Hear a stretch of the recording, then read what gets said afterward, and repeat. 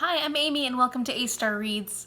And today I want to talk to you about the massive amount of books I have prepared for Indigathon.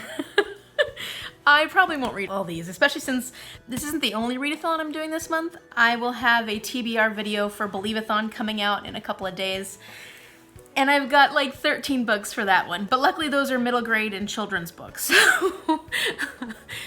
I know how to overdo it. So Indigathon is a month-long readathon hosted by two hosts, Brody from A2 Brody and Michelle from Thor Wants Another Letter.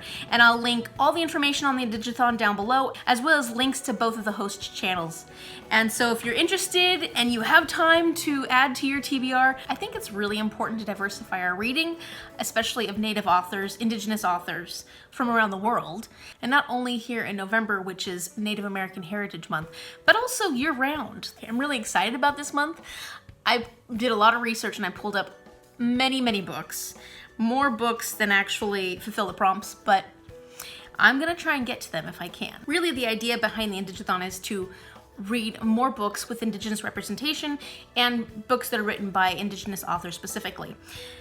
You don't have to read all of them. However, I've picked 9 books to fulfill all 9 prompts on the bingo card, and including quite a few more. Let's get started. For the intersectionality prompt, someone who is intersectional typically identifies with 2 or more marginalized or underrepresented communities. The book that I chose for this prompt is Black Indian, a memoir by Shonda Buchanan. She is a Black woman who has Indigenous roots. She's faced a lot of struggles in her life based off her intersectionality. This sounds like a book about family, about really strong women.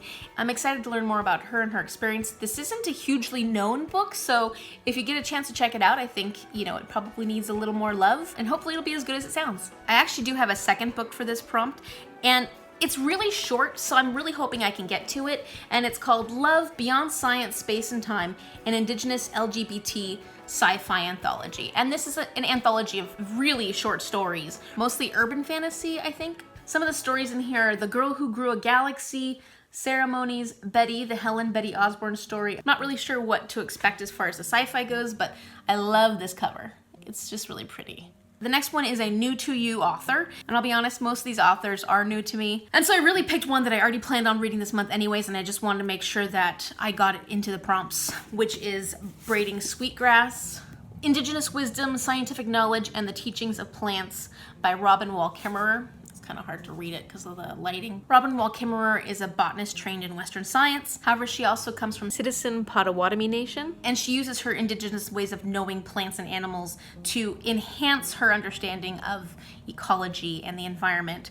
The combination of these two types of knowing are important to have a broader ecological consciousness. I have a biology degree, so anything having to do with plants and animals is already something I will probably be interested in. And where I work now, my boss actually did his degree on Indigenous ways of knowing when it comes to botany. So I'm excited to see what her commentary on the subject is, and kind of take the knowledge I gained from her and the knowledge I gained from my boss and use it in my own understanding of the environment around us. So the next prompt is other than the 5 civilized tribes, which are Cherokee, Choctaw, Chickasaw, Creek, and Seminole.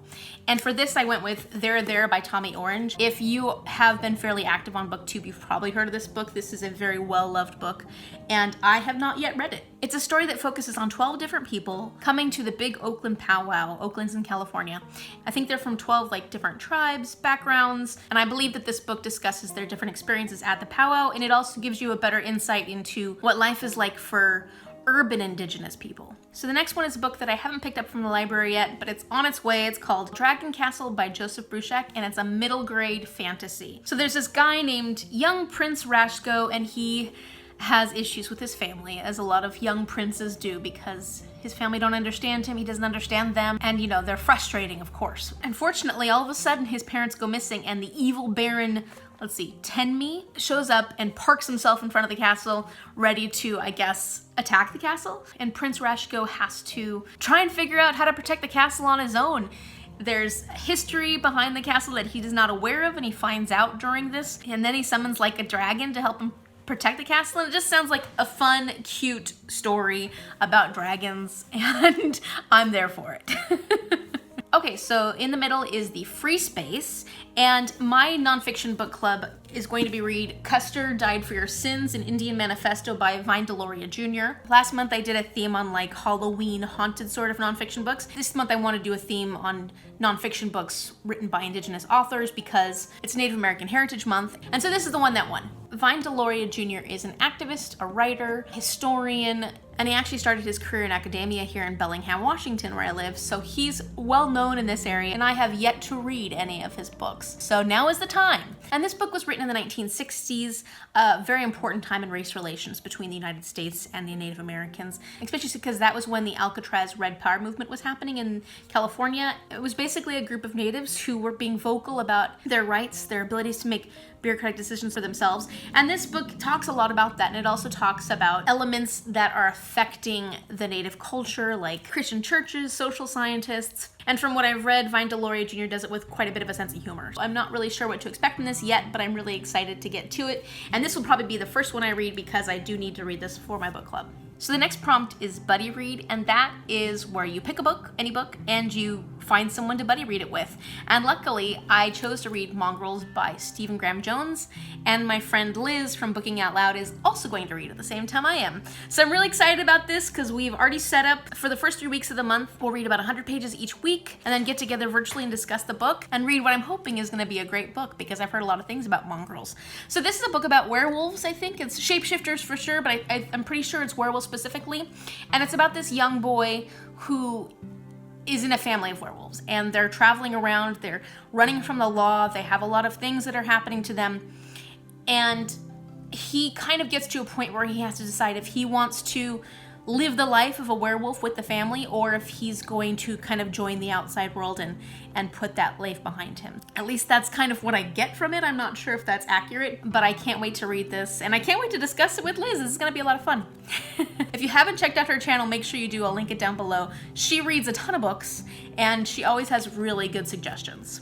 And prompt number 7 is to read a book by an Indigenous author that is not from the US. So it can be from any other part of the world, not the United States. So I actually picked Split Tooth by Tonya Tahak.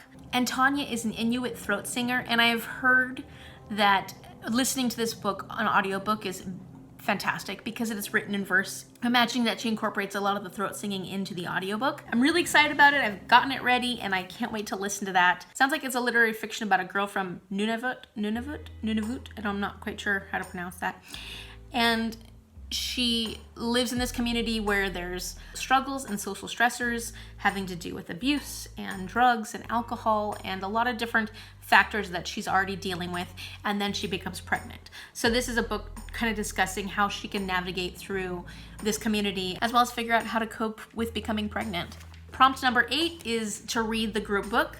The group book is called Heartbeat Braves by Pamela Sanderson, and I'm really excited about this because it's a romance. I've been feeling very romancy lately, and so it should be a lot of fun to read. It's about a woman named Rayanne who works at the Crooked Rock Urban Indian Center. She believes really strongly in the work she does, and she's very good at her job, but all of a sudden she has to deal with this employee who gets hired on who's really uninterested in the work and just drives her insane. And she has to be kind of nice to him because he's the nephew of her boss, her new boss. So some kind of crisis comes up where they're forced to work closely together, and apparently that's when things start getting interesting. And I can't wait to just have a nice little romantic fling during November. So this should be cute. So finally, the last prompt is a non-Bookish media. And I'm planning on watching a show called Blackstone. It is written, created, directed, and produced by Ron E. Scott, who's a Métis Cree from Canada. I've heard it's a really great drama, and it talks about the struggles and the difficulties faced by this Native community. I don't really know too much else about it. I know that you can find it free on Toonie. I'll link the website down below where you can find this show for free. Those fulfill my 8 book prompts and my 1 non-bookish media prompt. And so I could stop there, especially since I have another readathon I'm doing in November. But no, I had to pick up a whole bunch of other books that, that I really want to read. I don't know if I will be able to read these, but I'm going to mention them here for you just in case you're looking for options to read for Indigathon, and you might be interested in reading them. So the first one is Trail of Lightning by Rebecca Roanhorse. I know this is an urban fantasy, She's a monster hunter, and this has to do with a monster named Dinita, and I think this is based off of some Navajo lore. I'm not quite sure. Don't take my word for it, but it does sound interesting. I think it would be a lot of fun to read some urban fantasy, and I've heard great things about Trail of Lightning. Next is Kojawea the Half-Blood by Morning Dove. This is set in Eastern Washington, about a half-blood romance. The main character is half European, half Okanagan. She lives on a farm with her family, I think, and she's kind of caught between the worlds of the Anglo ranchers and then the full-blooded natives on the reservation. I think that she has two love interests in this book, one that sounds like he's kind of a jerk, and another that sounds like he's mixed like her, and I don't really know what exactly to expect. This is a fairly old book. Morning Dove is also, I think, mixed Native and European, and she loves the culture she was brought up with, but she also really loved Western romance stories, and so she wanted to combine the two in this book. I think this was written like in the 1920s or something like that. So if after I read Heartbeat Braves, the group book, I feel like I need more love, more romance in my life, then I'll probably try and pick Kojawea up. The next one is a well-known, well-loved book, The Absolutely True Diary of a Part-Time Indian by Sherman Alexie. I read Reservation Blues by Sherman Alexie and loved it.